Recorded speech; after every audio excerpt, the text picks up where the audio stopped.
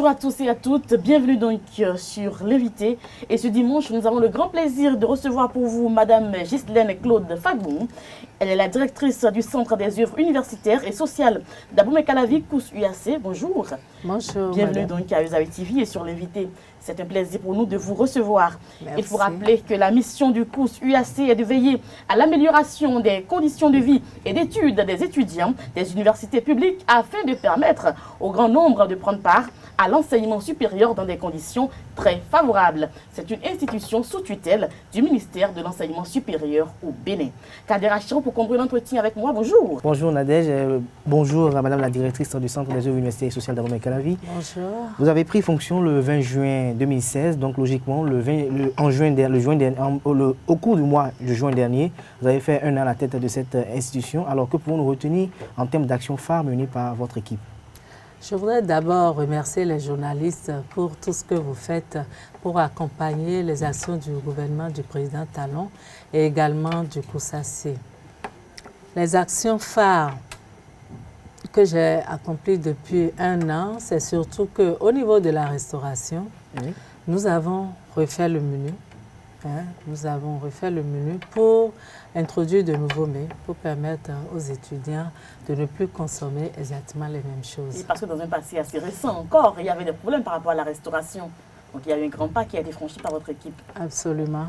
Nous avons constaté également que vous avez fait le tour de certains restaurants, vous faites régulièrement des tournées. Et quel est l'objectif de cette tournée? L'objectif de cette tournée, c'est de vérifier la qualité des mets qui est servi aux étudiants. Parce qu'avant le démarrage de la restauration, il y a eu des formations. J'ai commis un cabinet qui a fait des formations sur les normes sanitaires. Donc, je descends régulièrement pour voir si ces formations-là, si ce qui a été dit au cours de ces formations-là sont respectés. Alors, au niveau du personnel, plus particulièrement, qu'est-ce que vous avez pu accomplir pour le personnel? Pour le personnel, nous avons payé les moins perçus. On leur devait de l'argent sur leur salaire, ça a été payé. Également, nous avons rehaussé un peu la prime de rentrée, la prime de Noël et la prime de rendement qui est devenue trimestrielle. C'était une prime annuelle qu'on ne payait qu'en fin d'année, alors que les employés ont besoin de cet argent tout au long de l'année.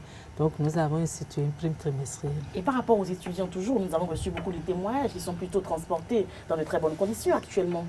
Absolument. Les bus sont régulièrement réparés. Nous transportons en moyenne 4000 étudiants par jour. Donc, ça se déroule très, très bien. Et au niveau, à présent, maintenant, du personnel du COUS UAC, de ce côté-là, il y a eu beaucoup d'efforts qui ont été fournis par votre équipe. Oui, c'est ce que je disais tantôt. Nous avons, sans pouvoir rehausser le niveau des salaires, nous avons essayé de rehausser la prime de rendement pour les motiver au travail, parce que depuis mon arrivée, quand même, je leur demande beaucoup. Depuis votre arrivée, vous leur demandez quand même beaucoup. Oui. Mais parlons des étudiants, quand on revient sur la question de la restauration, nous avons appris que les magasiniers, pour la plupart n'adhèrent pas trop. Vous visites. Qu'est-ce qui sous-tend cela? Non, ils ont fini par comprendre qu'ils sont obligés d'accepter mes visites, parce qu'au cours des visites inopinées que je fais, je vérifie les stocks, je vérifie la quantité de nourriture qui est sortie par rapport au nombre de repas qui sont servis. Donc, ça permet à tout le monde de s'aguerrir. Alors, quelles sont les universités qui sont sous tutelle du COUS? Nous avons principalement l'université d'Abomey-Calavi. Oui. Nous avons l'école normale de Porto-Novo. Oui. Nous avons l'INGEPS également à Porto-Novo, l'IMSP à Dangbo, oui. L'IUT, l'OCOSA et dernièrement, sous l'impulsion de Madame la ministre, nous avons créé l'INSPE. Elle a créé l'INSPE à Savalou, qui est une école préparatoire pour les ingénieurs. Donc également, le COUS est présent là-bas. Et comment vous faites représenter dans toutes ces localités-là pour que tout se déroule bien sous votre contrôle? Nous avons des intendants un peu partout que je coordonne. Et je fais également des visites dans toutes ces villes-là, de temps en temps, inopinées, toujours inopinées. Mais pourquoi des visites inopinées? Est-ce que c'est une stratégie de gouvernance? Absolument, parce que je veux les voir en situation réelle de travail. Sans qu'ils sachent que vous venez. Oui, sans qu'ils sachent. Même à Savalou, je fais toujours des visites inopinées. Alors actuellement au COUS, quelles sont les actions que vous avez en cours? Les actions que j'ai en cours, c'est principalement l'accès à l'eau. J'ai pris un bâtiment témoin pour faire descendre l'eau des forages dans les robinets parce que nous avons beaucoup de problèmes de coupure. Donc ça, c'est déjà fait et c'est positif. Donc, nous sommes en train de l'étendre à tous les autres bâtiments. Ok, alors quand vous étiez en train de parler de l'eau, ça me rappelle également la question des logements sociaux au niveau des infrastructures étudiantines.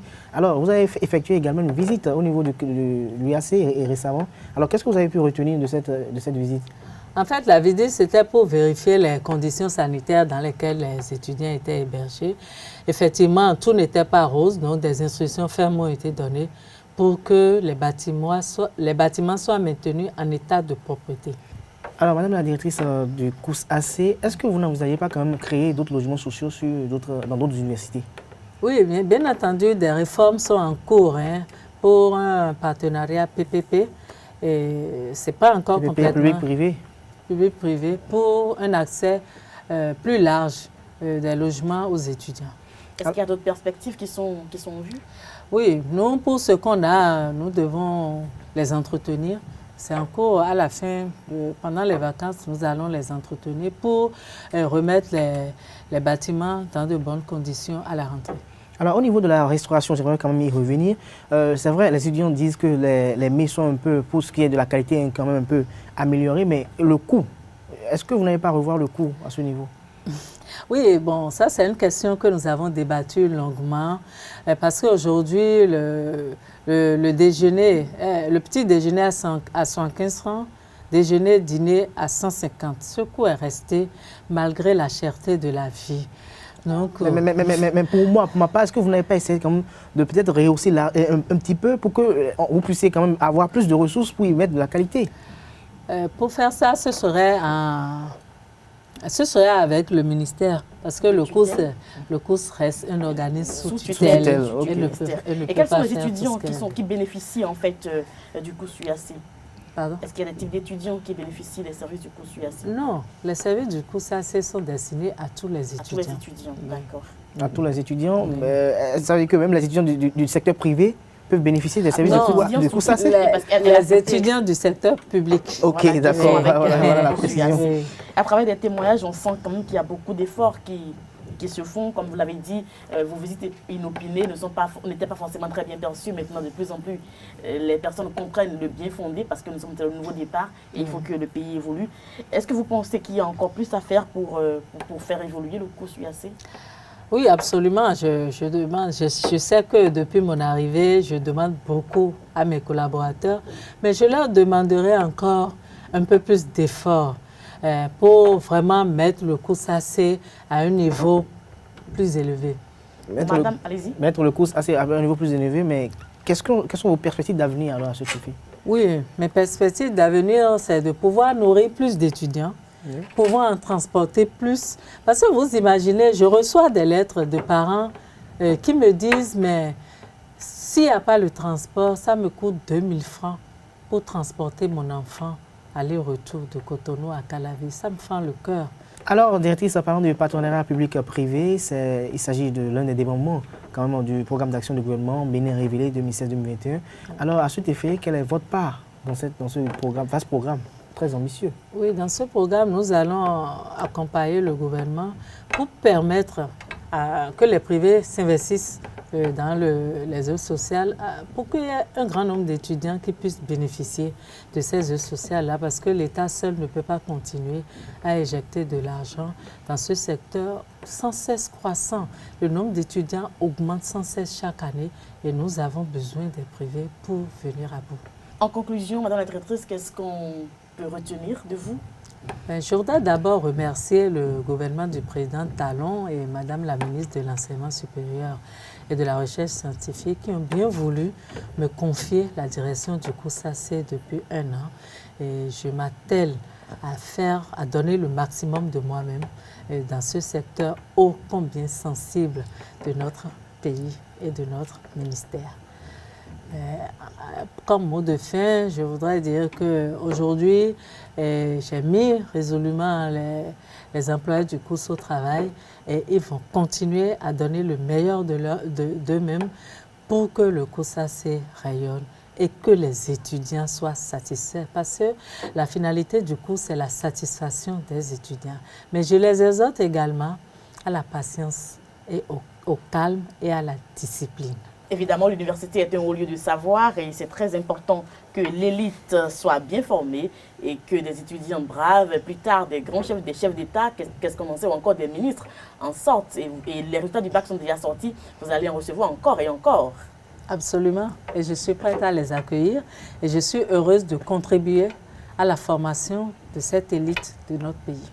Merci à vous. Je rappelle que vous êtes la directrice du Centre des œuvres universitaires et sociales d'Abomey-Calavi. Vous êtes Ghislaine Claude Fagbon. Merci d'avoir répondu à notre invitation pour faire l'entretien. J'étais avec Kader Achirou. Merci à vous d'avoir conduit l'entretien avec moi. Merci à tous et à toutes pour l'attention. Très bon dimanche en compagnie des programmes de ZAE TV. Portez-vous bien. À demain.